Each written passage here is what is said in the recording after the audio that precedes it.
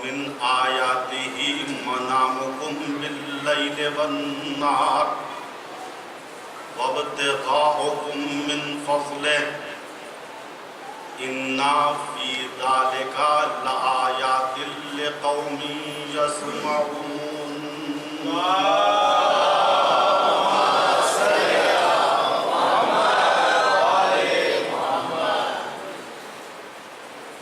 سورہ روم آیت 23۔ پروردگار عالم تمام اپنی مخلوقات کو مخاطب کر کے کہہ رہا ہے، چاہے وہ جن ہوں چاہے وہ انس ہوں، کہ دیکھو یہ تمہارا رات و دن میں سونا اور اس کے بعد روزی کی تلاش میں نکلنا، فضل الہی کی تلاش میں، اس بات میں سننے والی قوم کے لیے نشانی، یعنی جس کے پاس گوش شنوا ہوا، کان بھی ہو، اور یہ ظاہری کان کے ساتھ دل کا کان بھی کھلا ہوا۔ میں نے عرض کیا خواب انسان کے لیے ایک میسج ہو کہ تم کس پوزیشن میں ہو، کن نعمتوں سے متنعم ہونے والے ہو، کن مصیبتوں سے دوچار ہونے والے ہو، عالم برزخ میں تمہاری شکل کیا ہے وغیرہ۔ یہ ساری وہ چیزیں ہیں جو خواب میں انسان ان سے مطلع ہوتا ہے۔ آپ حضرات ایک صلوات پڑھتے ہوئے تھوڑا تھوڑا آگے آ جائیں۔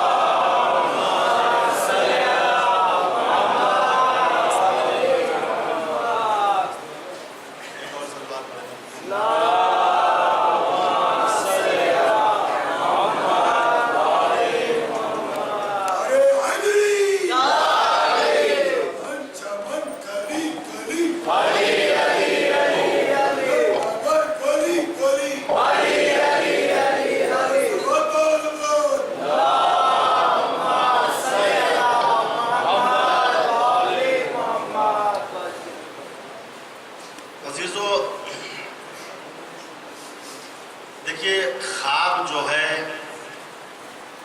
کبھی ایسا ہوتا ہے بشارت والا ہوتا ہے، کبھی ڈراؤنا اور بھیانک۔ کل میں نے خواب کی 3 قسموں کا تذکرہ کیا کہ خواب کبھی محکم ہوتا ہے، کبھی متشابہ ہوتا ہے، کبھی احلام ہوتا ہے، برا خواب۔ کلی طور پر کشاف حقائق امام جعفر صادق علیہ السلام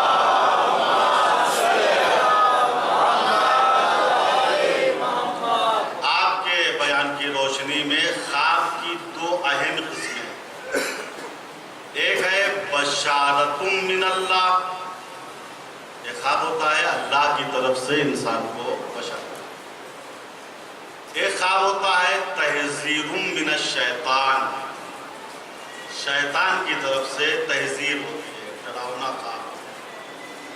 بس انسان خواب میں دیکھتا ہے ہمارے ابا مر گئے، زبردست عالم سفر میں ہے، ٹینشن میں پڑ جائے، ذرا حالانکہ ایسا کچھ بھی نہیں، میری والدہ مریض ہیں، ذرا حالانکہ ایسا کچھ نہیں ہے۔ یہ شیطانی خواب ہوتا ہے جو مومن کو حزن میں ڈالنے کے لیے ہوتا ہے۔ کبھی واقعاً انسان اپنے اعمال زشت کی وجہ سے، برے اعمال کی وجہ سے خواب دیکھتا ہے اور ڈراؤنے خواب۔ یہ ڈراؤنے خواب کی کچھ علتیں ہیں۔ انسان جو بے بنیاد یا ڈراؤنے خواب دیکھتا ہے، ان میں سے ایک وجہ، البتہ اس خواب کی کوئی تعبیر نہیں ہوتی، ہمارے آپ کے 11ویں امام حسن عسکری علیہ السلام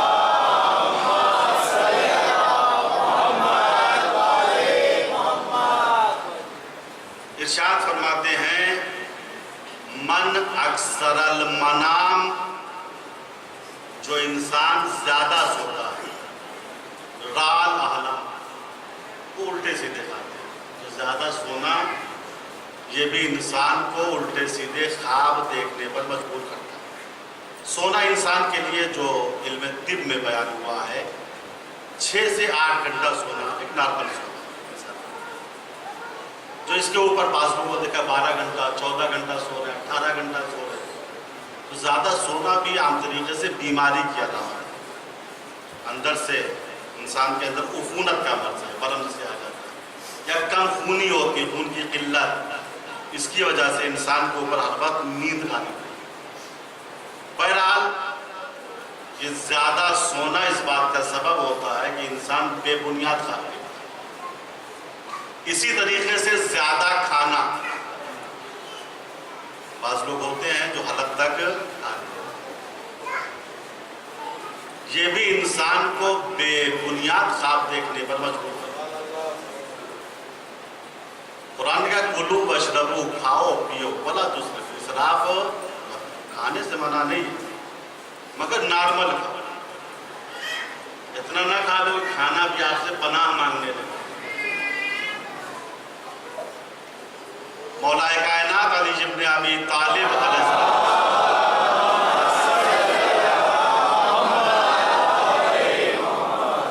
ارشاد فرماتے ہیں المستقل النائم تقضی احلامہ، جو آدمی شکم پر ہو کے سوتا ہے اس کے خواب پھر بے بنیاد، اس کی کوئی حقیقت نہیں ہوتی۔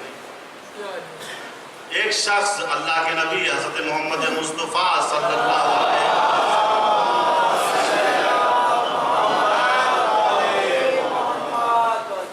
آپ کے پاس تشریف لایا صحابی تھا، یہ آپ کا، یہ صحابی ہونے سے یہ نہیں ہوتا کہ یہ صحابی ہیں تو سب کچھ جان گئے، صحابی تھا۔ اس نے کہا حضور پاک رات کو ہم نے بہت ہی برا خواب دیکھا، ڈراؤنا تھا، وحشتناک خواب۔ حضور نے کہا یہ بتاؤ رات میں کھانا کیا کھایا؟ کھانے کا اثر کھانا، جو کھایا ہے کیا کھایا تھا؟ کہا حضور 1.5 کلو خرما کھا لیا تھا۔ 1.5 کلو؟ کہا تیرا خواب بے بنیاد تھا، یہ خرما اس کے اندر بہت فوائد ہے، لیکن 3 سے لے کے 5 عدد خرما 30% کینسر کا علاج ہے، لیکن زیادہ خرما کھانا یہ نقصان دے، 10 تک کھا لیجیے کوئی حرج نہیں، لیکن 1 کلو 1.5 کلو 2 کلو خرما جو ہے یہ انسان کو فاسد کر دیتا ہے۔ کہا حضور خرما بہت زیادہ کھا لیا تھا۔ آپ نے کہا نہیں، تیرا خواب بے بنیاد ہے، جو زیادہ کھا لیا تھا، زیادہ کھانا خواب کی دنیا کو مختل کرتا ہے۔ علامہ مجلسی، محمد باقر مجلسی، ان کے والد تھے محمد تقی مجلسی، تو محمد باقر مجلسی جنہوں نے بہار الانوار کا آدھا حصہ لکھا ہے اور آدھا حصہ ان کے والد ماجد نے، 100 جلد سے زیادہ یہ بہار الانوار کتاب آج ہمارے درمیان موجود ہے۔ تو محمد باقر مجلسی فرماتے ہیں میرے ابا کے پاس نماز مغربین کے بعد ایک شخص آیا جو روز مسجد میں آتا تھا، بہت ڈرا ہوا تھا، سہما ہوا تھا، ایران کا بات ہے، سردی کا ایام چل رہے تھے، برف پڑ رہی تھی۔ اس نے کہا حضور کل رات میں خواب دیکھا ہے، بڑا ڈراؤنا خواب، اور ابھی تک میں وحشت میں پڑا ہوا۔ کہا خواب تیرا کیا ہے؟ اس مرد مومن نے کہا حضور میں نے خواب میں سفید شیر دیکھا اور اس کی گردن میں کالا ناگ لپٹا ہوا تھا، اور اچانک دونوں نے مل کے میرے اوپر حملہ کر دیا۔ محمد تقی مجلسی جو امام جماعت تھے، انہوں نے نیچے سے اوپر تک اس کو دیکھا، کہا یہ بتاؤ اس سردی کے دن میں رات میں تم نے کھایا کیا تھا؟ کہا حضور کچھ نہیں، یہ مٹھا تھا، مٹھا سمجھتے ہیں نا، چھاچھ، مٹھے کو کالے انار کی چٹنی میں ملا کے ہم نے کھا لیا تھا۔ کہا وایو تیرے اوپر، سردی کا زمانہ چل رہا ہے، مٹھا اور اس کے ساتھ کالے انار کی چٹنی ملا کے تم نے کھایا، تو یہ کالا انار کالا ناگ بن گیا اور مٹھا سفید شیر کی شکل میں آ گیا۔ دونوں نے تم کو بتایا ہے کہ آئندہ سردی میں یہ چیزیں مت کھانا۔ یہ کھانا بھی انسان کے لیے ویسے خطرناک ہے، تو زیادہ کھانا، زیادہ سونا انسان کے خواب کو بے بنیاد کر دیتا ہے۔ کبھی انسان وحشتناک حقیقی خواب دیکھتا ہے، اس کی چند وجہ، جس میں سے اہم وجہ گناہ کبیرہ، گناہ کبیرہ کا انجام دینا۔ یہ انسان کو وادار کرتا ہے کہ انسان ڈراؤنے خواب دیکھے۔ انسان نے کسی کو قتل کر دیا، معذرت، کسی کو ستایا، ظلم کیا، کسی کی زمین پہ ناجائز قبضہ کر دیا، فرد مومن کو جو ہے ستایا، تو یہ قتل کرنا، ستانا، چونکہ گناہ کبیرہ باطنی اندھیرے کا سبب بنتا ہے۔ جیسے اوپر روشنی ہے نا، ایسے انسان کے اندر روشنی ہوتی ہے، تقوی کی روشنی ہوتی ہے، نماز کی روشنی ہوتی ہے، روزے کی روشنی ہوتی ہے۔ لیکن جب انسان گناہ کبیرہ کرتا ہے تو روشنی ختم ہو جاتی ہے، انسان کا باطن تاریک ہو جاتا ہے، اور جب باطن تاریک ہو جاتا ہے تو انسان ڈراؤنے خواب دیکھتا ہے۔ حجاج ابن یوسف دنیا کا جنایت ترین شخص، لکھا ہے اس نے جب چوتھے امام کے صحابی سعید ابن جبیر کو قتل کر دیا۔ انشاءاللہ ان کا واقعہ اگر وقت ملا تو بیان کروں گا کہ سعید ابن جبیر کتنے مقدس صحابی تھے، امام جو حافظ قرآن تھے، قاری قرآن تھے۔ انہوں نے خانہ کعبہ کے پاس 2 رکعت مستحبی نماز میں پورا قرآن ختم کر دیا، اتنے مقدس صحابی۔ لیکن حجاج ابن یوسف نے دیکھا یہ کٹر اہل بیت والے چوتھے امام کا دروازہ نہیں چھوڑ رہے، تو اس نے ان کو شہید کرا دیا۔ کیسے شہید کرا انشاءاللہ آنے والی تقریروں میں وقت رات بیان۔ لکھا ہے کہ سعید ابن جبیر کے شہید کرنے کے بعد کبھی بھی حجاج چین سے سو نہیں پائے، جب بھی سوتا تھا ڈراونے خواب دیکھتا اور اٹھ کے اپنی داڑھی پکڑ کے تماچے لگاتا تھا اور کہتا تھا مالی ول سعید، مجھے کیا ہو گیا تھا کہ میں نے سعید کو قتل کرا دیا۔ سعید تو بہترین انسان، سعید تو حافظ قرآن تھے، سعید تو قاری قرآن تھے، صرف جرم ان کا یہ تھا کہ اہل بیت کے چاہنے والے تھے۔ لکھا ہے سعید ابن جبیر کے شہید ہونے کے بعد حجاج کل 15 دن زندہ، چونکہ سعید ابن جبیر نے آخری وقت میں دعا کیا تھا پالنے والے میرے بعد کسی مرد مومن پر حجاج کو مسلط مت کر، اور آپ کی دعا حجاج کے حق میں ہوتی ہے، پھر حجاج کسی کو قتل نہیں کرتا۔ تو گناہ کبیرہ کا انجام دینا، قتل مومن کرنا، یہ وحشتناک خواب دیکھنے پہ وعدہ کرنا۔ اسی طریقے سے حقوق واجب کا ادا نہ کرنا، کسی پہ خمس واجب ہے لیکن نہیں دیتا، کسی پہ زکوٰۃ واجب ہے مگر نہیں دیتا، یہ چیزیں وہ ہوتی ہیں جس کی وجہ سے انسان وحشتناک خواب دیکھتا ہے۔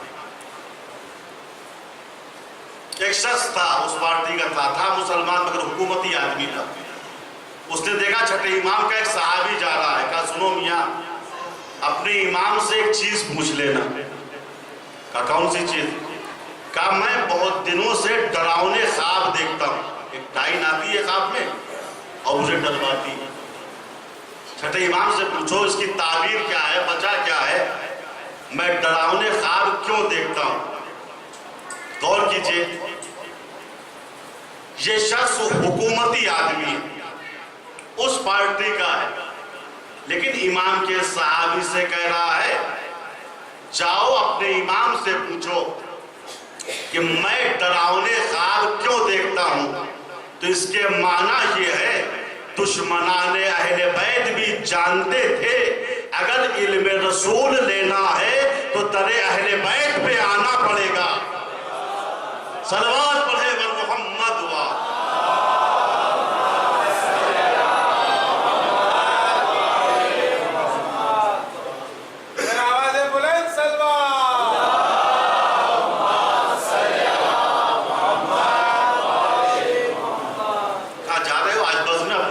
پوچھ لینا کہ ڈراؤنے خواب کیوں دیکھتا ہوں؟ صحابی نے آگے کہا مولا یہ فلاں حکومتی آدمی ہے، اس نے پوچھوایا ہے کہ میں ڈراؤنے خواب بہت دن سے دیکھ رہا ہوں، کیوں؟ آپ نے فرمایا جا کے اس سے کہہ دو انکا لا تؤدی الزکاۃ، چونکہ تو زکوٰۃ نہیں دیتا لہذا ڈراؤنے خواب دیکھتا ہے۔ صحابی آیا، اس نے کہا ہمارے امام نے یہ کہا ہے کہ تم زکوٰۃ نہیں دیتے ہو۔ غور کیجئے، بہت اہم جملہ ہے، تم زکوٰۃ نہیں دیتے ہو اس لیے ڈراؤنے خواب دیکھتے ہو۔ اس نے کہا خدا کی قسم میں تو زکوٰۃ دیتا ہوں، میں زکوٰۃ دیتا ہوں۔ صحابی آیا، کہا مولا وہ تو کہہ رہا ہے کہ میں زکوٰۃ دیتا ہوں۔ کہا نہیں، مطلب یہ نہیں، اس سے جا کے کہہ دو تم زکوٰۃ تو دیتے ہو مگر زکوٰۃ اہل زکوٰۃ کو نہیں بلکہ حکومت وقت کو دیتے ہو۔ یہ کبھی خمس و زکوٰۃ کا مسئلہ ایسا ہوتا ہے، آدمی کبھی اپنے تعلقات کو نبھانے کے لیے خمس دے رہا ہے، زکوٰۃ دے رہا ہے، یا یہ چیز نہ دینے کے برابر۔ زکوٰۃ فقیروں کا حق ہے، حکومتوں کا حق۔ ایک صلوات پڑھے محمد۔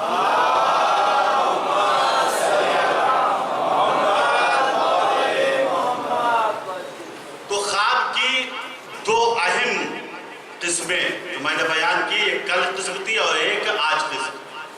ایک ہے بشارت من اللہ، اللہ کی طرف سے بشارت۔ ابھی آپ نے خواب دیکھا اور ہو سکتا ہے کہ 40 سال کے بعد اس کی تعبیر ظاہر ہو سکتا ہے، یہ تعبیر آپ کے زندگی میں ظاہر نہ ہو، تعبیر آپ کی زندگی میں ظاہر نہ ہو، آپ کی اولاد پہ تعبیر ظاہر۔ خواب آنے والے زمانے کی بشارت دیتا ہے، ہو سکتا ہے تعبیر کل ہی ظاہر ہو جائے، ہو سکتا ہے تعبیر 10 دن میں۔ آپ کے اوقات ہوتے ہیں، اس اوقات کے لحاظ سے طے کرنا ہوتا ہے کہ اس خواب کی تعبیر کتنی لمبی ہے۔ جناب یوسف نے 7 برس کی عمر میں خواب دیکھا تھا کہ 11 ستارے اور چاند و سورج مجھے سجدہ کرتا ہے۔ کل میں نے خواب کی قسم بیان کی تھی، خواب متشابہ۔ اس دنیا میں صورت اور ہے، اس دنیا میں صورت اور۔ اس خواب کی تعبیر کیا تھی؟ کہا 11 ستارے سے مراد یوسف کے 11 بھائی تھے، سورج اور چاند سے مراد، کا سورج سے مراد جناب یعقوب یوسف کے والد تھے اور چاند سے مراد ان کی ماں تھی۔ بات واضح ہو؟ یہ خواب ہے اور یہ بشارت من اللہ، اللہ کی طرف سے 7 سال کی عمر میں آپ نے خواب دیکھا۔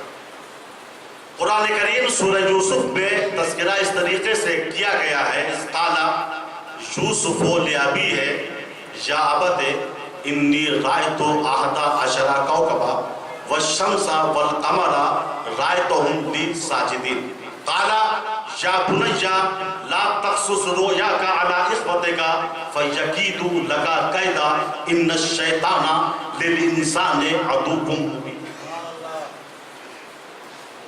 جناب یوسف نے اپنے بابا یعقوب سے کہا بابا میں نے خواب میں 11 ستاروں کو دیکھا اور شمس و قمر کو دیکھا ہے، وہ مجھے سجدہ کر رہے۔ جناب یعقوب نے یوسف سے کہا یا بنی، اے میرے لال، لا تقصص رؤیاک علی اخوتک، خواب چھپا لو، بادشاہی کا خواب ہے، نبوت کا خواب ہے، اس خواب کو اپنے بھائیوں سے مت بتانا، ورنہ وہ تمہارے لیے مکر و فریب کریں گے، اور شیطان تو انسان کا کھلا ہوا دشمن ہے۔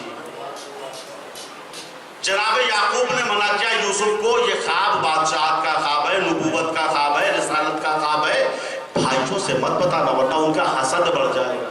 یہ تو نبی بنیں گے آنے والے زمانے، یہ تو بادشاہ بنیں گے، لہٰذا ختم کر دیا جائے۔ یوسف نے کہا ٹھیک ہے بابا جان، میں بھائیوں سے نہیں بتاؤں، بچپنا تھا یوسف۔ کمرے میں گئے، بھائیوں سے نہیں بتایا، ان کی ایک چھوٹی سی بہن تھی، اس سے کہا بہن سنو، میں نے بادشاہت کا خواب دیکھا ہے، 11 ستارے دیکھے ہیں، شمس و قمر کو دیکھا ہے، وہ مجھے سجدہ کر رہے ہیں۔ بہن نے جا کے بھائیوں سے بتا دیا، میرے بھائی نے، چھوٹے بھائی نے یہ خواب دیکھا ہے۔ اب یہ تعبیر جو ہے کھل گئی۔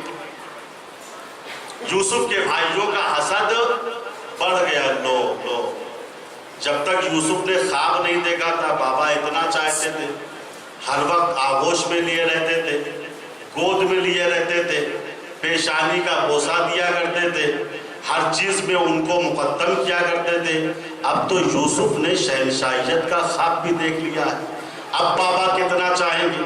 ان کا حسد بڑھ گیا، حسد کی آگ میں اضافہ ہونے لگا۔ عزیزو یاد رکھیے گا، نبی کسی کو اگر چاہتا ہے تو پارٹی بازی کی وجہ سے نہیں چاہتا ہے۔ اِنَّ أَكْرَمَكُمْ عِنْدَ اللَّهِ أَتْقَاكُمْ، جو اللہ کا زیادہ دوست ہوتا ہے اس کو اللہ کا نبی زیادہ چاہتا ہے، جو اللہ کا دشمن ہوتا ہے اللہ کا نبی اسے نہیں چاہتا یا بزم سے اٹھا دیتا ہے۔ بات طے ہو گئی۔ اگر نبی کسی کو اپنے پاس بٹھا رہا ہے تو پارٹی بازی کی وجہ سے نہیں بلکہ اس وجہ سے بٹھا رہا ہے یہ اللہ کا دوست ہے۔ اور اگر نبی کسی کو اپنی بھری بزم سے اٹھا رہا ہے تو اس وجہ سے نہیں اٹھا رہا ہے کہ میرا صحابی ہے، بلکہ اس وجہ سے اٹھا رہا ہے کہ یہ دشمن خدا ہے۔ تو نبی جو جناب یعقوب نبی جو یوسف کو چاہ رہے تھے، کیوں چاہ رہے تھے؟ اس وجہ سے چاہ رہے تھے یہ زمانے آئندہ کے نبی تو پیدا ہی نبی ہوتا ہے، لیکن عہدہ نبوت سن بلوغ کے بعد دیا۔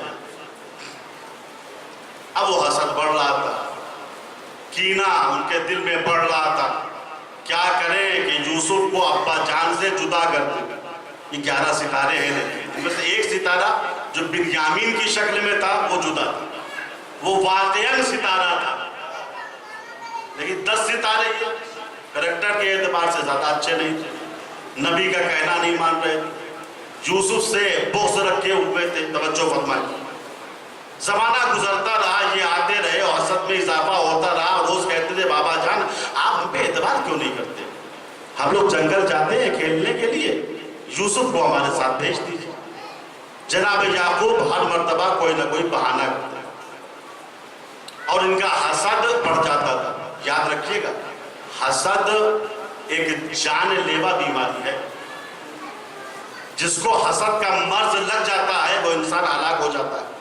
اور روایت میں بھی کہا گیا ان الحسد لیأکل الایمان کما تاکل النار الحطب، حسد انسان کے ایمان کو اس طریقے سے کھا جاتا ہے جس طریقے سے آگ لکڑی کو کھا جاتی ہے۔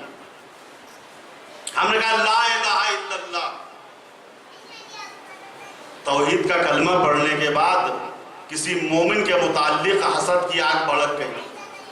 اب یہ آگ اژدہے کی شکل میں آتی ہے اور ہمارے اعتقاد توحید کو کھا لیتی ہے۔ ہم نے کہا محمد رسول اللہ، پکے مسلمان ہو گئے، دل میں حسد پیدا ہوا، اس حسد کے اژدہے نے رسالت کے اعتقاد کو کھا لی۔ مسجد میں آئے، نماز جماعت پڑھی، باہر نکلے حسد پیدا ہو گیا، ہماری نماز کو حسد کے اژدہے نے پھنکا دیا۔ ماہ رمضان میں روزہ رکھا، پورے دن بھوکے پیاسے رہے، شام میں حسد کی آگ بھڑک گئی۔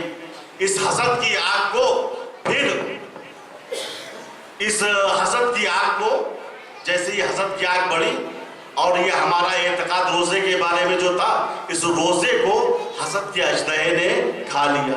حج کو گئے، مستطیع تھے، اتنا پیسہ خرچ کیا، زحمت کی، مصیبتیں اٹھائی، لیکن حسد کیا، حسد کے اجدہ نے ہمارے حج کو کھا لیا۔ ہم نے بارگاہ پروردگار میں کہا اے میرے پروردگار، ہم خاطی بندے ہیں، گنہگار بندے ہیں، ہماری ساری عبادتوں کو حسد کا اژدہا کھا جاتا ہے، کوئی ایسا نسخہ بتا دے جو عصائے کلیم بن کے حسد کے اژدہے کو نگل جائے۔ تو آواز رحمت للعالمین آئی، یاد رکھنا حب علی یأکل السیئات، علی کی محبت وہ ہوتی ہے جو حسد کے اژدہے کو کھا جاتی ہے۔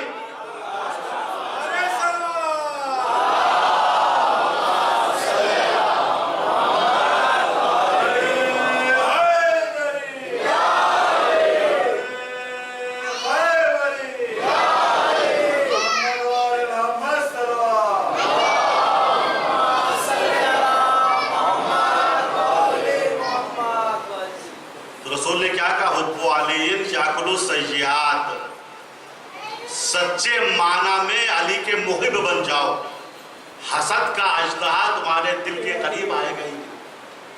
تو حسد ایمان کو کھا جاتا ہے۔ جناب یعقوب کے ان 10 بیٹوں نے یوسف سے حسد شروع کیا۔ روز آتے تھے، ابا جان میرا بھائی ہے، دے دیجئے، کھلائیں گے، یہ بھی کھیلے گا، ہم بھی کھیلیں گے۔ اس کی علت بعض علماء نے یہ بیان کی، جناب یعقوب یوسف کو ان 10 بھائیوں کے ساتھ کیوں نہیں بھیج رہے؟ ایک مرتبہ خواب میں جناب یعقوب نے دیکھا میں ایک پہاڑی پر کھڑا ہوا، پہاڑی کے نیچے میرا بیٹا یوسف کھڑا ہوا ہے، اچانک 10 بھیڑیوں نے یوسف پہ حملہ کر دیا۔ یہ خواب تھا جو یعقوب کو پریشان کر رہا تھا، کیونکہ یعقوب خواب بھی جانتے تھے، اس کی تعبیر بھی جانتے تھے۔ یہ بیٹے تو ہیں لیکن عالم معنی میں، عالم مثال میں ان کی شکل بھیڑیے جیسی۔ بھیڑیا مکار جانور ہوتا ہے نا، خواب میں اگر کوئی انسان بھیڑیا دیکھے، بھیڑیا دشمن، تو یہ بھیڑیا اس بات کی دلیل ہے کہ تمہارا دشمن مکار ہے۔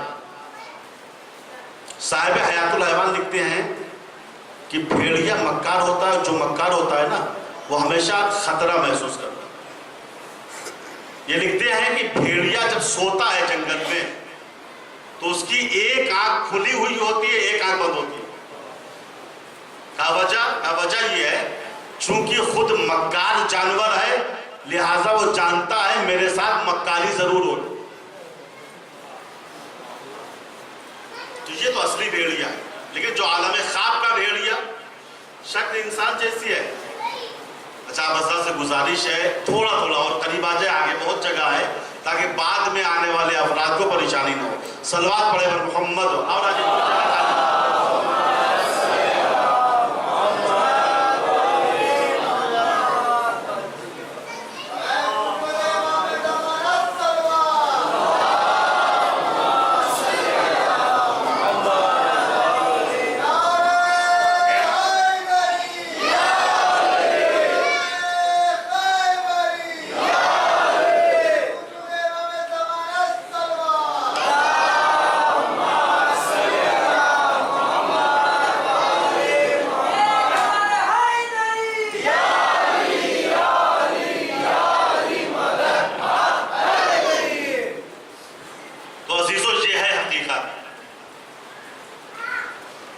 کہ جناب یوسف کے 10 بھائی جو ستارے تھے لیکن عالم معنی اور عالم مثال میں بھیڑیے کی ان کی شکل، روز آتے تھے ابا جان اعتماد کر لیجئے ہمارے اوپر۔ ایک دن جناب یعقوب مجبور ہو، چونکہ بیجا سوء ظن بھی شریعت میں جائز نہیں ہے۔ کب تک توڑیا کرتے جناب یعقوب؟ کہا چل لے جاؤ، لیکن خیال رہے کہ بھیڑیا کہیں کھا نہ جائے، توڑ کہیں بھیڑیا یوسف کو کھا نہ جائے۔ یہ فالے بد ہوتا ہے۔ روایت میں موجود ہے کہ اگر جناب یعقوب یہ نہ کہتے کہیں ایسا نہ ہو بھیڑیا نہ کھا جائے، تو قیامت تک جناب یعقوب کے 10 بیٹے سوچتے کہ اگر ہم نے یوسف کو مار دیا تو ابا سے بہانہ کیا کریں گے۔ لیکن چونکہ جناب یعقوب خواب میں بھیڑیوں کو دیکھ چکے تھے، لہٰذا انہوں نے اشارہ کر دیا کہ ایسا نہ ہو کہ بھیڑیا میرے بچے یوسف کو کھا۔ ابا جان آپ اطمینان رکھیے، کچھ نہیں ہوگا۔ یوسف کو لے گئے جنگل میں، ہنسنے لگے، کہا یوسف ابھی تک تو بابا کا پیار دیکھا تھا، اب دیکھو ہمارے تماچے، اب دیکھو ہماری سختیاں۔ یوسف کو تماچے مارے، گردن میں رسی باندھ کے کھینچا، ان کا کرتا اتار دیا، کہا نہیں تو ایسے ہی رہو آدھے کپڑے۔ پھر آپس میں طے کیا کیا جائے یوسف کو۔ کسی نے کہا قتل کر دو، 10 بھائیوں میں سے کسی نے کہا قتل کر، کہا نہیں قتل کرنا مناسب نہیں ہے۔ کہا پیڑ میں باندھ دو، 2-4 دن بدے رہیں گے، مر جائیں گے۔ کہا یہ بھی ٹھیک نہیں، پکڑ جائیں گے ہم لوگ۔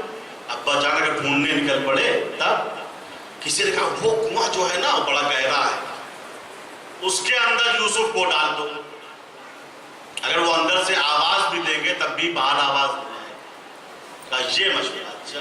گئے، یوسف کی کمر میں رسی کو باندھا، کنویں کے اندر لٹکانا شروع کیا۔ جب آدھے کنویں تک جناب یوسف پہنچے تو ان کا بھائی یہودا تھا، اس نے رسی کو کاٹ دیا۔ یوسف کنویں کے اندر چلے۔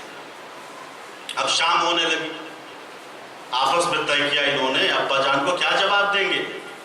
کہا وہ بھیڑیا یاد ہے ابا جان نے کہا تھا کہ بھیڑیا نہ کھا جائے، ہاں بہترین بہانہ ہے۔ انہوں نے بھیڑیے کو مارا، اس کے خون میں یوسف کا کرتا جو پہلے اتار لیا تھا اس کو رنگا۔ شام کے ٹائم مگرمچھ کے آنسو بہاتے ہوئے ابا جان کے پاس آئے، ابا آپ نے صحیح کہا تھا، ہم نے یوسف کو اپنے سامان کے پاس چھوڑ دیا تھا کہ تم اس کو تاکو، ہم کھیلنے نکل گئے۔ جب لوٹ کے آئے تو دیکھا یوسف کو بھیڑیے نے کھا لیا، ہم کیا کرتے، ہم تو کھیلنے چلے گئے تھے۔ دیکھیے نبی وقت کا عقل مند ترین انسان ہوتا ہے۔ کا دلیل کیا ہے کہ یوسف کو بھیڑیے نے کھا لیا؟ کہ ابا جان یہ خون بھرا کرتا دیکھیے، خون بھرا کرتا دیکھیے۔ جناب یعقوب نے کرتا دیکھا، کہا یہ بتاؤ جب بھیڑیے نے میرے بچے یوسف پہ حملہ کیا تھا تو یوسف کرتا پہنے تھے یا نہیں پہنے تھے؟ اگر کرتا پہنے تھے، توجہ، اگر کرتا پہنے تھے تو یہ کیا بات ہے، ان کا جسم پارا پارا ہو گیا لیکن کرتا نہیں پھٹا۔ اور اگر یوسف نہیں پہنے تھے تب جو ہے بھیڑیے نے کھایا تو یہ کرتے میں خون کہاں سے آ گیا؟ یہ ہے نبی کا بچہ، دودھ کا دودھ، پانی کا پانی۔ شرمندہ ہو گیا بھیا، نبی ہم جیسا بشر نہیں ہوتا ہے، وہ معاشرے کا عقل مند ترین انسان ہوتا ہے۔ نبی کی عقل پہ حملہ کرنا اپنی بے عقلی کا ثبوت دینا ہے۔ صلوات پڑھے ور محمد۔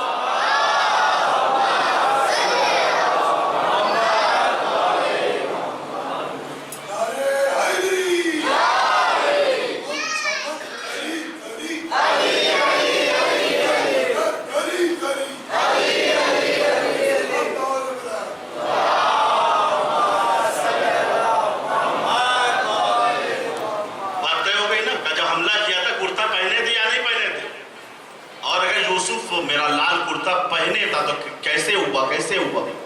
پورا بدن پھٹ گیا، ان کا بھیڑیے نے کہا دیا اور کرتا صحیح و سالم ہے۔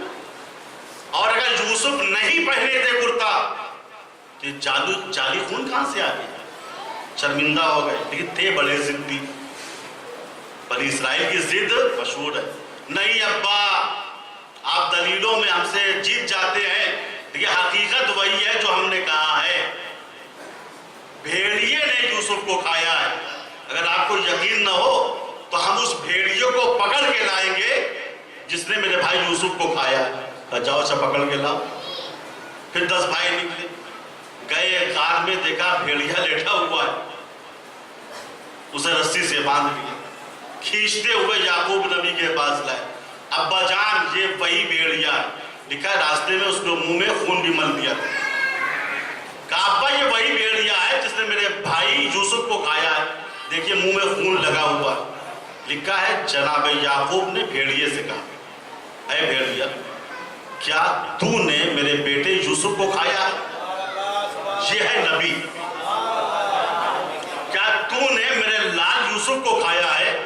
بھیڑیے نے سر جھکا کے کہا ہے نبی خدا آپ تو جانتے ہیں کہ اللہ نے نبی اور نبی زادے کے گوشت کو ہمارے اوپر حرام قرار دیا ہے، اور جو چیز ہمارے اوپر حرام ہے ہم جانور اس کو نہیں کھاتے. یہ تو انسان کی بات ہے عزیزو.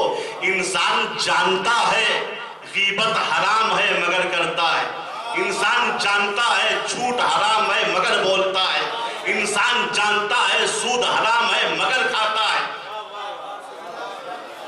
لیکن جانوروں کی شریعت میں جو چیز ناجائز ہے جانور اس کو استعمال نہیں کرتے. اسی کو قرآن نے کہا انہم الا کالانعام بل ہم اضل. بعض انسان ایسے ہیں جو جانوروں کی طریقے سے ہیں بلکہ جانور سے بھی بدتر ہیں. چونکہ جانور کو جس چیز سے روکا جاتا ہے جانور رک جاتا ہے مگر یہ انسان نہیں رکتا.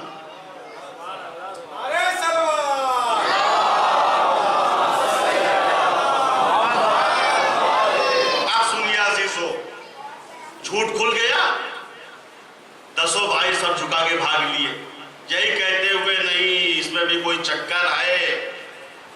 یہ بھیڑیا جو ہے ہم سے کیوں نہیں بول رہا ہے، آپ سے کیوں بولا، کوئی راز ہے ہم نہیں مانیں گے.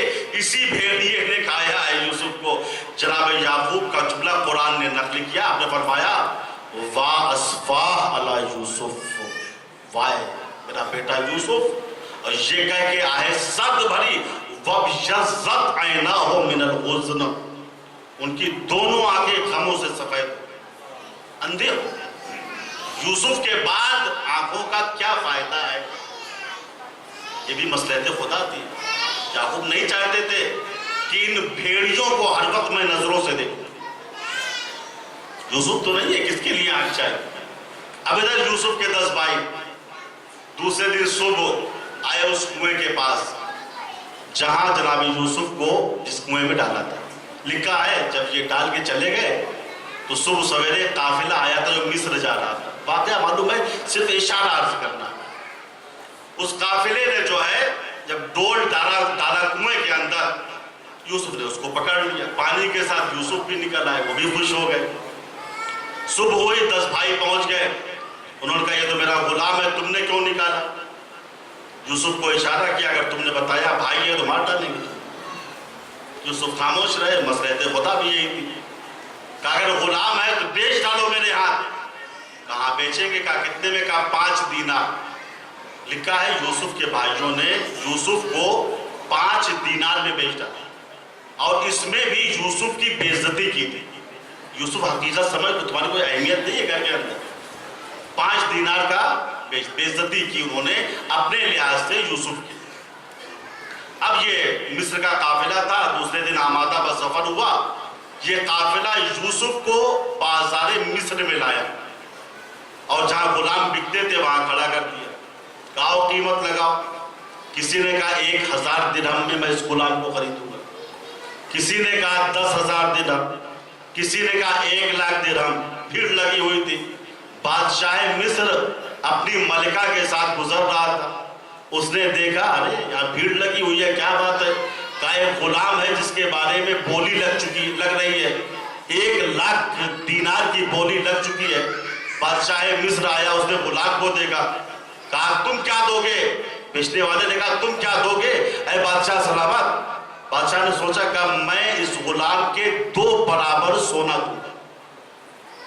کتنا دوں گا؟ 2 برابر سونا دوں گا. چھٹے امام کا کشاف الحقائق امام جعفر صادق علیہ السلام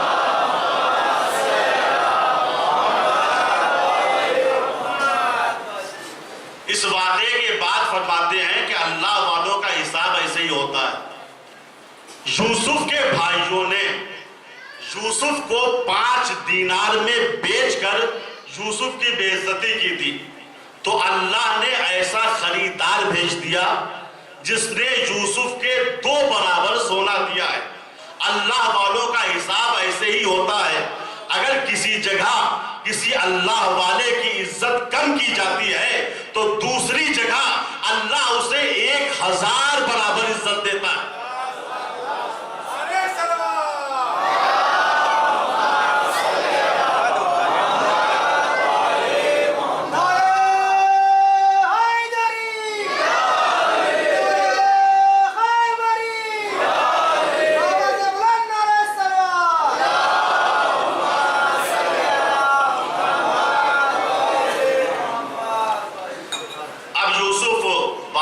مصر کے محل میں آ گئے, پرورش ہونے لگی, جوان ہوئے, پورے واقعات میں نہیں جانا, یہاں تک کہ بادشاہ مصر بن گئے. اور ادھر ان کے جو 10 بھائی تھے جنہوں نے حسد کیا تھا, یوسف سے بغض کیا تھا, یوسف کو تماچے مارے تھے, یوسف کو 5 دینار میں بیچا تھا, ان کی حالت سنیے حسد کا نتیجہ. ان کے ہاں قید پڑ گیا, جو مصر میں بھی قید تھا. یہ دانے دانے کے محتاج ہو گئے. ابا سے کہا کچھ پیسے ہیں, مصر جا رہے ہیں. بادشاہ مصر غلہ بیچ رہا ہے. کہا جاؤ جاؤ کے لے کے آؤ. ابا نے پیسہ دیا. یہ 10 ستارے یا 10 بھیڑیے کہہ لیجیے آئے. یوسف نے پہچان لیا یہ میرے بھائی ہیں. ان کو بھی کچھ لگا مگر ہمت نہیں تھی کہ بادشاہ مصر سے کہے تم میرے بھائی ہو. غلہ یوسف نے دے دیا, چلے گئے. یوسف سوچتے رہے بتاؤ گھر کا پتہ نہیں کیا حال ہو. لیکن اس وقت حالات خانہ معلوم کرنا یہ مصلحت نہیں ہے. کچھ دنوں کے بعد غلہ ختم ہو گیا, ان کے بھائیوں کے پاس پیسہ بھی ختم ہو گیا. منہ بنائے ہوئے یوسف کے پاس آئے, کہا بادشاہ مصر اب تو پیسہ بھی نہیں ہے, تصدق علینا, اب صدقہ دے دو ہم کو. توجہ, یہ حسد کا نتیجہ دیکھیے. اب ہم کو صدقہ دے دو, ہم بھوکے مر رہے ہیں. یوسف کو بڑا ترس آیا. ایک جملہ کہا, کیا تم جانتے ہو کہ تم نے اپنے بھائی یوسف کے ساتھ کیا کیا تھا؟ فوراً سمجھ گئے ہو نہ ہو یہی یوسف ہے. کہا انتا لیوسف, کیا تم یوسف ہو؟ کہا میں یوسف ہوں اور یہ میرا بھائی بنیامین ہے. لقد من اللہ علینا, ہم نے چونکہ صبر سے کام لیا ہے, حلم سے کام لیا ہے, تو اللہ نے ہمارے اوپر احسان کیا اور ہم کو بادشاہت عطا کی. تم نے حسد کیا تھا, دل میں بغض رکھا تھا, تم نبی زادے تھے مگر بھوکوں مرنے لگے. وہ حسد کا نتیجہ ہے, یہ صبر کا نتیجہ ہے. اب شرمندہ ہو گئے, کیا کیا جائے. یوسف نے کہا بولا لا تثریب علیکم اليوم, ہم نے سب کو معاف کر دیا. انسان بڑا جو بنتا ہے نا, ایسے ہی نہیں بڑا بنتا. جس میں عفو کا جتنا مادہ ہوتا ہے وہ معاشرے میں اتنا ہی بڑا ہوتا ہے. آج ہمارے معاشرے میں, ہمارے قبیلے میں, خاندان میں کیا ہوتا ہے, کسی کے پاس پیسہ تھوڑا سا زیادہ ہو گیا, جیب گرم ہوئی, دماغ گرم ہو گیا. تمہاری حیثیت, سر کے بھائی سے کہتے, تمہاری حیثیت, میرے سامنے زبان کھول رہے ہو. باپ سے کہتے ہیں میاں ہماری روٹی پہ پل رہے ہو, ورنہ تمہاری حیثیت ہی کیا, یہ کمزور. جیب گرم ہوئی. مولا کائنات علی ابن ابی طالب علیہ السلام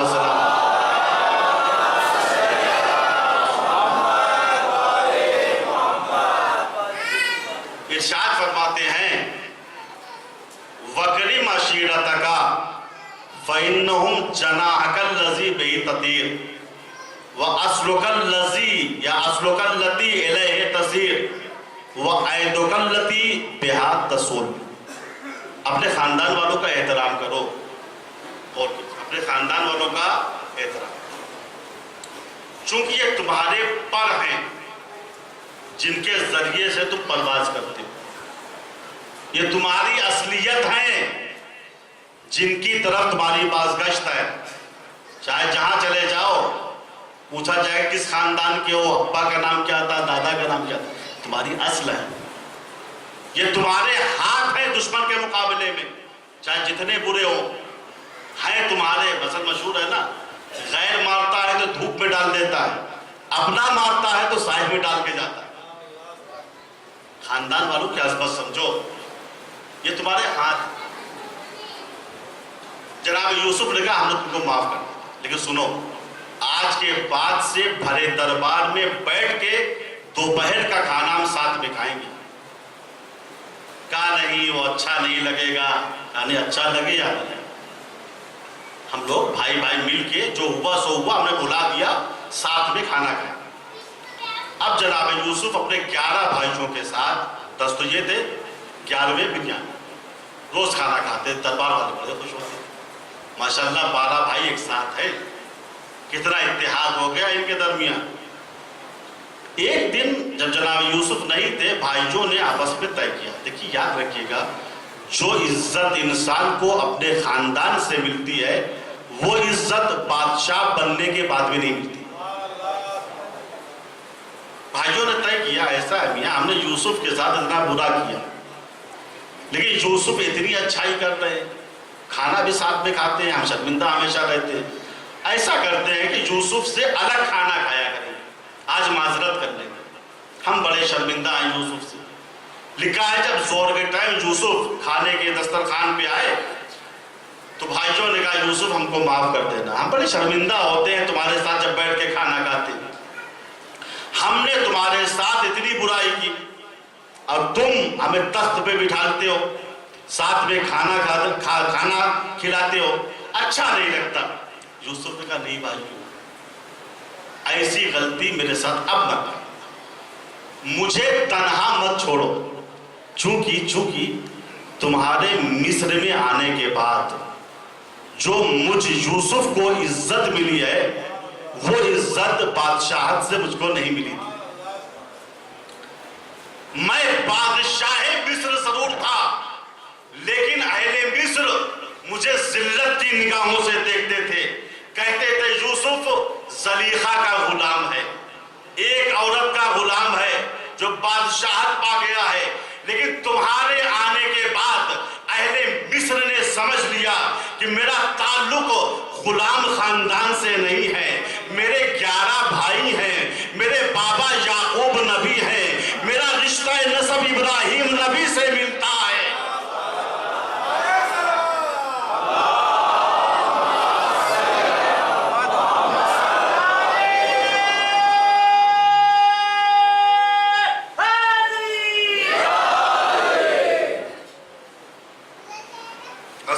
یہ ہے خاندان، یہ ہے قبیلہ. ہم نے اہمیت ہی نہیں سمجھا، نہ بھائی کی اہمیت کو سمجھا، نہ دوست کی اہمیت کو سمجھا، نہ چچا کی اہمیت کو سمجھا. نہیں یہ اصل ہے، شاید جتنے بڑے بن جاؤ لوٹ کے انہی کی طرف آؤ. یہ تمہارے ہاتھ ہے دشمن کے مقابلے میں، اکیلے کچھ نہیں کر پاؤ گے. ایدکلتی بہا تسول. جناب یوسف نے کہا بھائیو، جو عزت مجھ کو تم سے ملی ہے وہ بادشاہ بننے کے بعد بھی عزت نہیں ملی تھی. اس کے بعد لکھا ہے جناب یوسف نے کہا جاؤ ماں باپ کو لے کے. جب آئے سب حضرات تو جناب یوسف کے تخت کے پاس شکر خدا کی 11 بھائیوں نے اور یوسف کے ماں باپ نے سجدہ کیا. جب سجدے سے فارغ ہو گئے تو یوسف اپنے بابا یعقوب کی طرف مخاطب کہا بابا ھذا تعویل رؤیائی قد جعلھا اللہ حقا. میرے بابا یہ وہ خواب ہے جو میں نے بچپنے میں دیکھا تھا، پروردگار نے اس کو حق کا لباس پہنا دیا. چھٹے امام فرماتے ہیں یوسف کے خواب اور اس کی تعبیر کے درمیان 40 سال کا فاصلہ تھا. رکھتے ہو کبھی خواب جو انسان 40 سال پہلے دیکھتا ہے، تعبیر 40 سال کے بعد ظاہر ہوتا ہے. کبھی ایسا ہوتا ہے خواب ایک ہی رات میں ظاہر ہو جاتا ہے، تعبیر اس کی معلوم ہو جاتی ہے. خواب میں نام کا بھی بہت بڑا اثر ہوتا ہے. انسان کا نام کیا ہے؟ توجہ کرنا.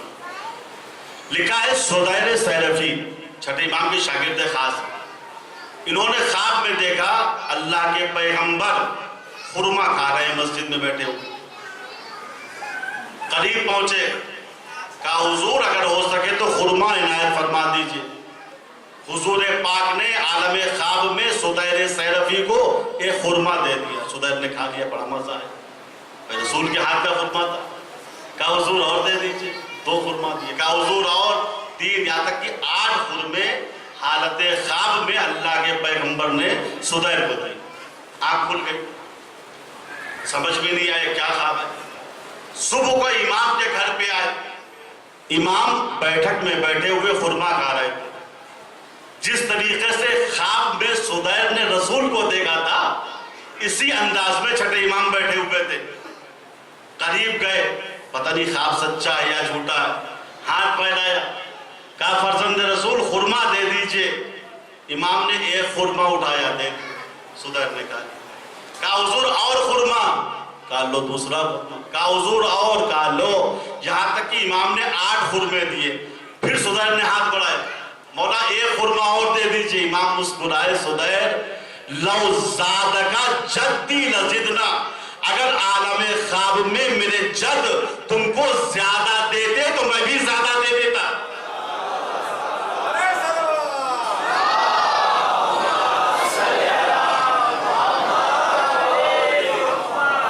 ایک دن میں تعبیر ظاہر ہو گئی.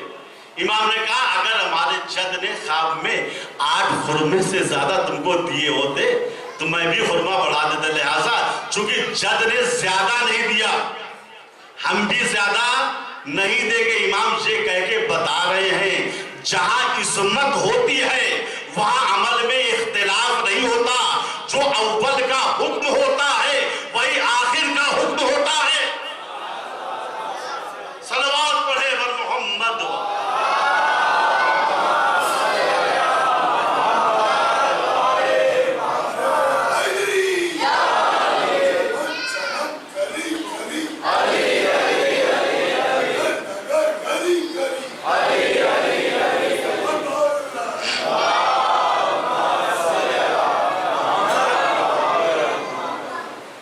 کبھی خواب کی تعبیر 40 سال میں ظاہر ہوتی ہے, کبھی 1 لاکھ میں. یہ وہ خواب ہے جسے کہتے ہیں بشارت من اللہ, اللہ کی طرف سے بشارت ہے مرد مومن کی, صابر انسان کے لیے, کریم انسان کے لیے. اگر ہمارے جد زیادہ دیتے ہم بھی زیادہ, یہ بھی بشارت ہے. امام کے ایک صحابی اور تھے, وقت گزر جاتا ہے کیا بتائیں, دل تو بہت کچھ چاہتا رہتا ہے کہ بہرحال دوسری مجلسوں کا احترام کرنا پڑتا ہے. آپ حضرات بھی دن بھر کے تھکے ہوئے ہوتے ہیں. ایک صلوات پڑھ کر محمد وآلہ.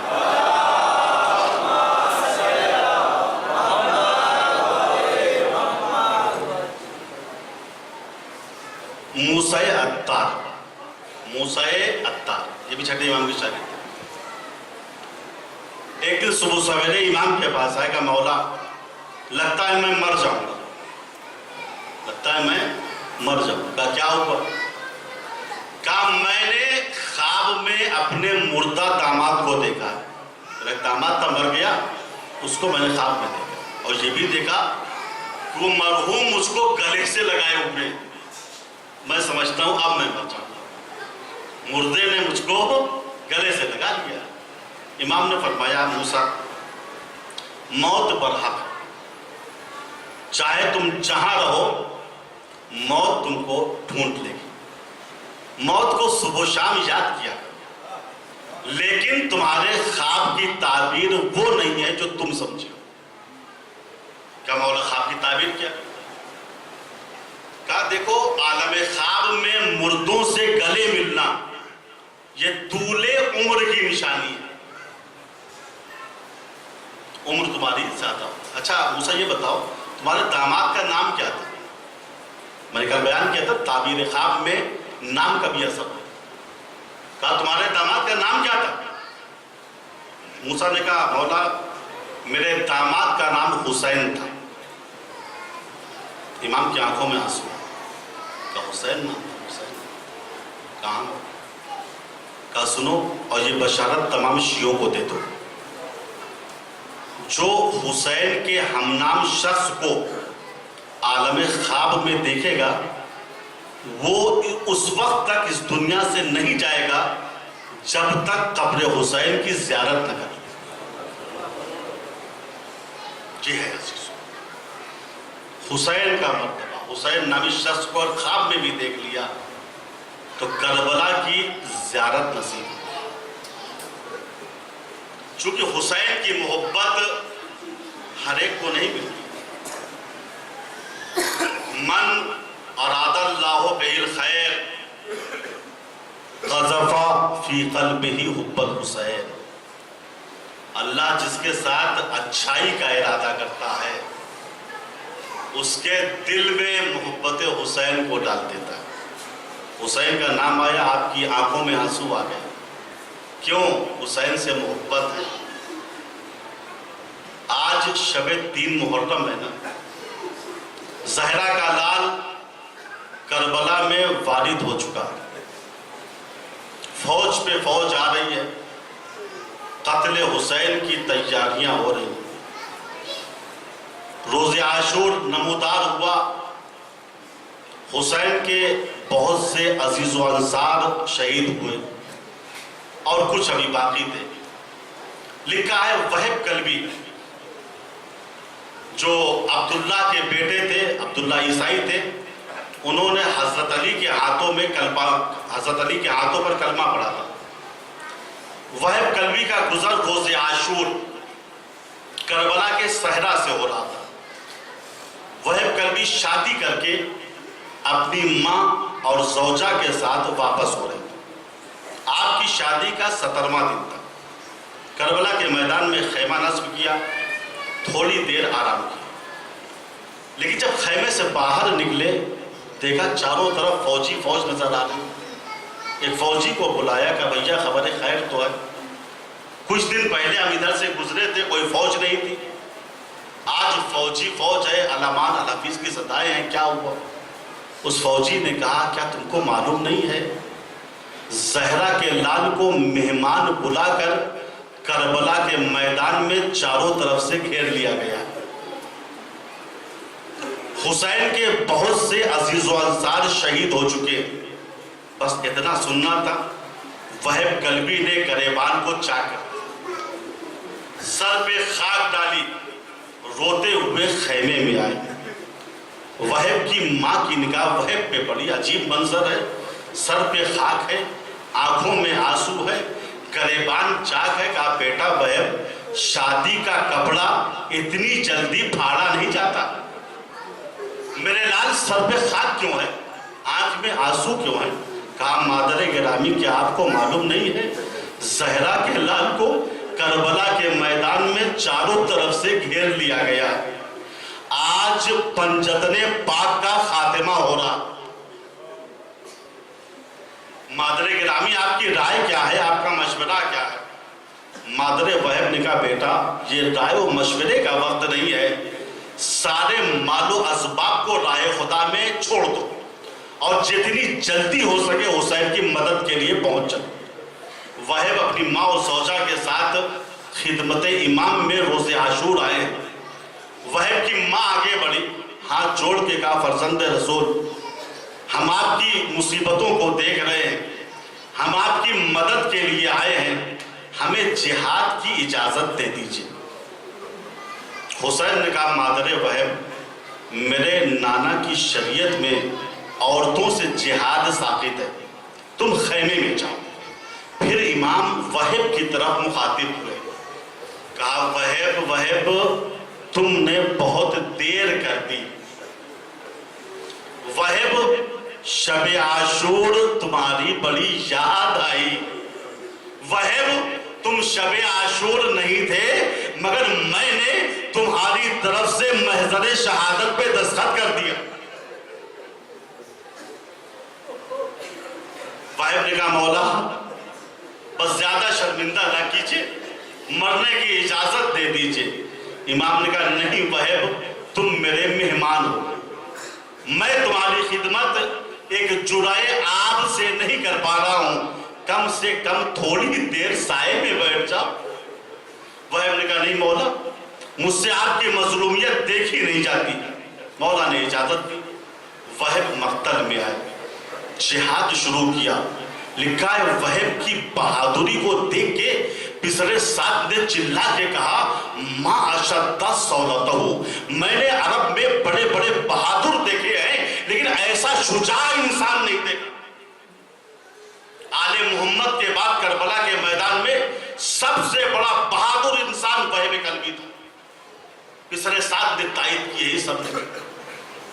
फिर लिखा है वहब कल्बी जिहाद करने के बाद ताजा दम होने के लिए खैमे में आए, मां को सलाम किया, कहा मां आप मुझसे राजी हो गई? मां ने कहा नहीं बेटा, मैंने तुमको मक्तल इसलिए थोड़ी भेजा था कि तुम दोबारा जिंदा वापस चले आओ। जब तक ये सर राहे खुदा में निछावर ना होगा ये मां तुमसे राजी ना होगी। वहब ने कहा मादरे गिरामी, मैं ताजा दम होने के लिए आया हूं, मैं दोबारा मक्तल जा रहा हूं। ये कह के वहब उठे। लिखा है अभी तक ज़ौजे वहब खामोश थी, लेकिन जब शौहर को दोबारा मक्तल की तरफ जाता हुआ देखा, सामने आके खड़ी हो गई। कहा वहब शायद मैं बदनसीब थी, बाप का घर मुझसे छूट गया, शौहर के घर जाना मुझको नसीब ना हुआ। ठीक है वहब मक्तल में जाओ, मगर इमाम के सामने चल के एक वादा करो, अगर इमाम उस वादे पे दस्तखत कर देंगे तब मैं इजाजत दूंगी। वहब की ज़ौजा ने वहब का हाथ पकड़ा, खिदमत इमाम में वहब को लाई। इमाम से वहब की ज़ौजा ने कहा मौला वहब मक्तल जा रहे हैं, एक वादे पे दस्तखत के लिए मैं वहब को लाई। मौला ने कहा ज़ौजा वहब वो वादा क्या है? ज़ौजा ने कहा सर झुका के, इमाम वहब आपके सामने ये वादा करे कि बिन मेरे जन्नत में कदम नहीं रखेगा। इमाम ने कहा ज़ौजा वहब मैं जन्नत के जवानों का सरदार हूं, ये बात तुम आके मुझसे डायरेक्ट कह सकती थी, तुमने वहब को इस बारे में जहमत क्यों दी? अज़ादारो कलेजे पे हाथ रख के जुमला सुनिएगा, वहब को क्यों जहमत दी? ज़ौजा वहब ने सर झुकाए कहा मौला बात यह है मुझे आपसे कुछ और कहना है। कहा मुझसे और क्या कहना है? कहा मौला वहब के बाद मैं बेवा हो जाऊंगी, तो मुझे इस बात का खतरा है कहीं अश्किया मेरी चादर को मेरे सर से छीन न ले, मेरी बेहतरामी न हो जाए। वहब के बाद आप मुझे इतनी इजाजत दे देंगे कि मैं सैलानियों के खैमे में चली जाऊं ताकि मेरा पर्दा बच जाए। बस इतना सुनना था। हुसैन इब्ने अली ने सर झुका लिया, रोना शुरू कर दिया। एक मर्तबा ज़ौजा वहब घबरा गई, शायद मैंने कोई गलत इल्तिजा कर दी। ज़ौजा वहब ने रो के कहा मौला मैं समझ गई, मैं इस लायक नहीं हूं कि मैं शैतानियों के खैमे में जाऊं, मैं अपनी बात को वापस ले रही हूं। मौला गिरिया न कीजिए। मौला ने रोते हुए सर को उठाया। ज़ौजा वहब बात ये नहीं है कि तू इस लायक नहीं है, बल्कि बात ये है मेरे बाद शैतानियों का पर्दा भी सालिम न रहेगा, खैमों में आग होगी, ज़ैनब के सर से चादर छीनी जाएगी।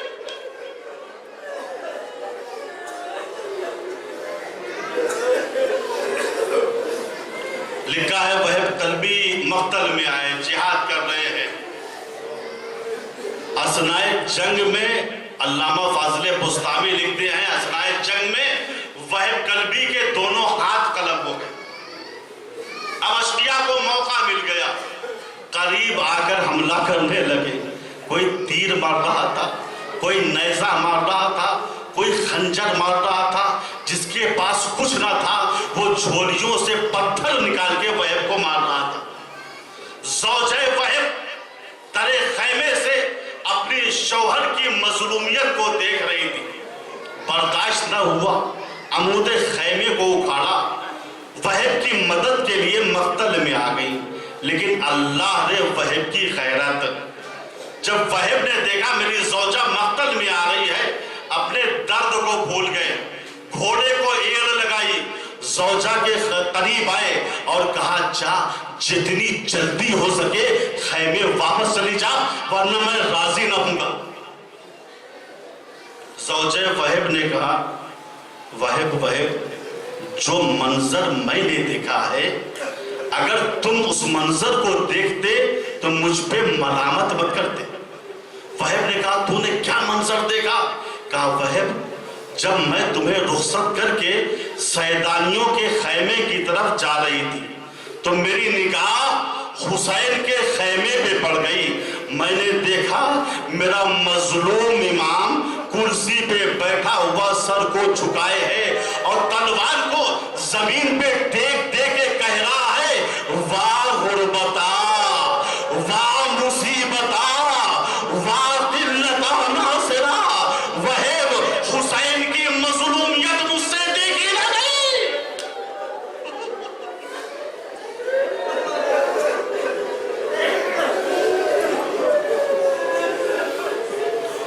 ابھی زر و شوہر میں گفتگو ہو رہی تھی، ایک شقی آگے بڑھا، اس نے گرز کا وار وہب کے سر پہ کر دی، خون کا فوارہ نکلا، وہب گھوڑے پہ ڈگمگانے لگے، زوجہ وہب نے بڑھ کے سہارا دیا، ایک شقی اور آگے بڑھا، اس نے زوجہ وہب کے سر پہ بھی گرز کا وار کر دیا۔ کربلا کے دولہا و دلہن ایک ساتھ زمین پہ گرے، ایک ساتھ شہید ہوئے، ایک ساتھ جنت گئے، وہب کا وعدہ پورا ہو گیا۔ لکھا ہے اشقیاء نے وہب کا سر قلم کیا اور وہب کی ماں کی طرف پھینکا، ماں تھی آگے بڑھی، وہب کے سر کو اٹھایا، بوسا دیا، پھر واپس کر دیا۔ مطلب یہ تھا جو کچھ ہم راہ خدا میں دے دیتے ہیں اسے واپس نہیں لیتے۔ ختم ہو گیا زادار و مصاحب۔ دو جملے اور سن لیجئے۔ کربلا کے دو مجاہد ہیں جن کے اسرائے جنگ میں ہاتھ قلم ہوئے، ایک وہب کلبی ہے ایک غازی عباس ہے، مگر دونوں میں بڑا فرق ہے۔ وہب کی ماں کو وہب کا کٹا ہوا سر مل گیا، بوسا دے لیا، تسلی ہو گئی، مگر ہائے ام البنین مادر عباس پوری عمر جنت البقیع میں قبر فاطمہ پہ بیٹھ کے مرثیہ پڑھتی تھی، اے میرے لال عباس مجھے اس بات کی خبر ملی ہے کہ پہلے تیرے ہاتھ کاٹے گئے پھر سر پہ گرز مارا۔